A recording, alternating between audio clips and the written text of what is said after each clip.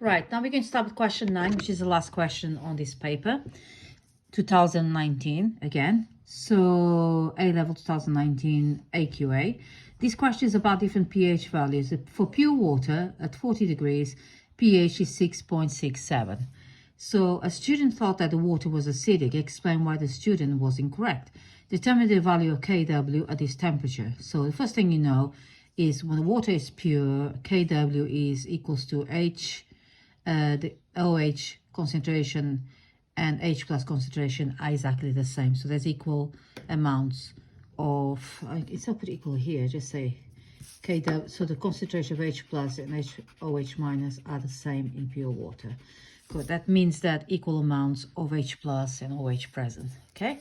So then he says, explain why this is the answer for that. And he says, determine the value of Kw. Kw equals to OH minus and H plus.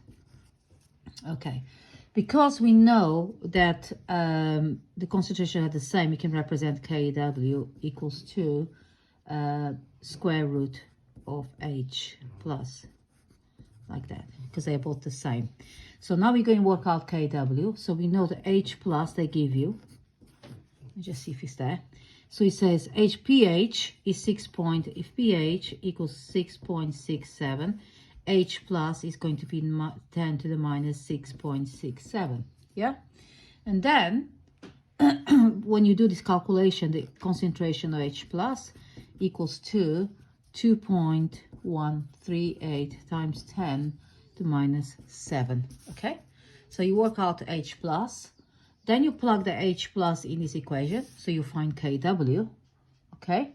Kw equals to concentration, so will be that value there, 2.138 times 10 minus 7 squared, okay? And then Kw equals to 4.57 times 10 minus 14, so at 40 degrees temperature, okay? And that's the answer to this question. Answer question 9.2. Sodium hydroxide solution was added gradually from a burette to 25 centimeters of 0.08 mole dm cube of propanoic acid 25 degrees. So you got sodium hydroxide, which is a strong base, and then you got propanoic acid, which is a weak acid. So this is a curve for weak acid and strong base. The pH was measured and recorded at regular intervals. Results shown below. Okay, so the question is 9.2, I can't find 9.2. It says here, use figure 4 to determine the value of Ka for propanoic acid at 25 degrees. Show you're working. Use figure 4 to determine the value of Ka for propanoic acid at 25 degrees Celsius. Show you're working. So at when you have at equivalence point, you're going to work out half equivalence point. At half equivalence point, the pKa equals to pH.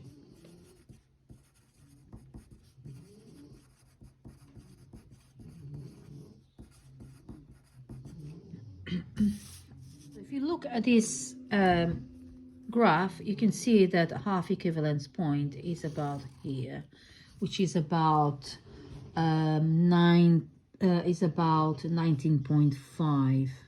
So that's 18, that's 19.5. So you say that's a 19.5 centimeters cube. So half of that is going to be divided by 2. You're going to have 9.75 centimeters cube. So if you go in your graph and go 9.75, which is around, that's 9, so you got 2, 4, 6, 8, so it'll be about here, okay? So you put that line all the way up there, then you'll give you the value that it is for Ka, the value of your pH here, which you say it is around 4.9, okay? So the pH equals 4.9. If the pH is 4.9, okay, so we got that sort of. Okay, if the pH is 4.9, so we put it here. Hold on, I got the wrong paper. So put pH equals to 4.9, okay? So pKa is going to be the same, which is 4.9. So if you want to know, work out the Ka, so Ka equals 10 to the minus pKa, which is 4.9. So that would give you the value of 1.26 times 10 to the minus 5 mol/dm cube. Okay, so that's how you work out Ka. So start again, you got pKa equals pH at half equivalence point. The half equivalence point is taken from the graph, so you got the half where this line is here, okay, and then take the half of that, okay, because it's half equivalence point, half the amount, extrapolate and gives you 4.9 there. So you work out that pH is 4.9. Because then we know the pH is 4.9, pKa is going to be 4.9. Because pKa is 4.9, Ka is going to be 10 to the minus pKa, which is this value there that you got. So that's how you do this calculation. Question we're going to do is suggest which indicator is the most appropriate for the reaction. Question 9.2. Tick box, one box. So you got all these indicators. So you first thing you do, you look in the graph, say where is the change. Okay, it corresponds here, that straight line here, where does it change? It's between like 6 more or less, after 6, and between 6 and 11 for example. So looking at all of them, so if you go for this one here, it won't work because there's no 11 there. It won't work, there's no 11 there. It won't work with no 11 there. So this one is got no, that one will work because here 8.2 to 9.8. This one is 13, it goes 2 past 11. So all this goes much below this point here, which is around 11 something. So the Krizov-Natalin is 8.2 to 9.8. So it's going to be in this middle bit here. And that's why it changed the color. So it's between these values in there. So the answer is this one here. Right, let's do question number 9.4. Assume prepare buffer solution by adding this amount moles of the salt to 100 centimeters of 0.5 mol/dm cube solution of a weak acid. So in mixing thoroughly, student then added this amount of potassium hydroxide to the buffer solution. Calculate the pH of the buffer solution by adding the potassium hydroxide. So it says for the weak acid at 25 degrees, the value of the acid association constant is that, Ka. Give your answer in 2 decimal places. Right, first thing you do, you need to put the formula of your buffer solution, which is H plus, one of them, equals to Ka times acid divided by salt.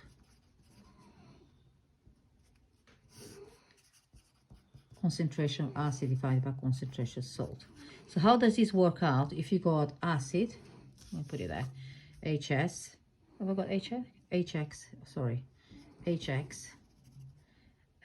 plus KOH, which is your potassium hydroxide, okay, gives you KX, which is your salt, plus water. So when you react like that, so the first thing you do is say the amount of, let's work out the moles of acid of HX here, okay, equals to 0.5 times 100 divided by 1000, okay, and that will be equal to 0.05 moles of HX, which is your acid, okay, to start with. Then he says the student added 3 times 10 to the minus 4 moles of potassium hydroxide. So because when you add the moles of when you add potassium hydroxide to your acid, is going to react with the acid there, so it's going to remove some of the acid. So then you start by saying that, okay, you go 0.05, take away 3 times 10 minus 4 moles of potassium hydroxide, and then you end up with the amount of acid left over, 497. Okay, so you end up with this acid, moles of acid after potassium hydroxide is added. Then it says buffer solution. So you have to also add to your salt. So this is your salt, and your salt you have, what does it say there? 0.0136 moles. So 0.0136 start with, you add that. So you add 0.0136 plus your moles of potassium hydroxide that you just added, so it'll be 0.0136, and gives you 0.0139 moles of your salt. Okay, so then you go to this equation here. So you work out H plus is equals to Ka. They give you that Ka, which is 1.41 times 10 minus 5. Okay, times your acid value, which is now this value here. Okay, 0.0497. So that's your acid, and divided by the salt value, which is this one here, which is 0.0139. So then you work out your H plus here to be equal to, if you work out these calculations, it can give you 5.0415 times 10 minus 5, which is equal to 5.0404 times 10 minus 5 moles. Okay, and then what you do, you need to multiply pH equals to minus log the concentration, log 10 concentration H plus ions. So then pH is going to be minus log of this, of 5.04 times 10 minus 5. Okay, so put this one there. So the pH is going to end up being, so I'm just going to put here log 10 just to be correct. Okay, so log 10, and then pH is going to be 4.30, and that's the answer that you have. Okay, that's how you calculate this question here. Right, this question is, a buffer solution has a constant pH even when it's diluted. Use a mathematical expression to explain this. Okay, there's only one mark here. Okay, so if you say the buffer, let's just do the buffer equation that you can use it. So it'll be H plus concentration equals to Ka times concentration of HX, which is your acid, divide the concentration of your H minus. Okay, so that's your salt and that's your acid. So if you rearrange that equation, okay, so let's rearrange that. So if you bring the Ka here, so it'll be H plus divided Ka, okay, equals to HX, which is your acid, divided by salt. What that means that your concentration of your acid and your salt remains constant. Okay, so remains almost constant because it doesn't change. Okay, whatever is there, it doesn't change. This is my snoring children around me that while I was teaching. There's two of them there, and there's one big one there. Yes, he's asleep too. And then I got Nala there. So they are all my students who help me with my chemistry. Say hello, Hugo. Hello. They're all happy asleep.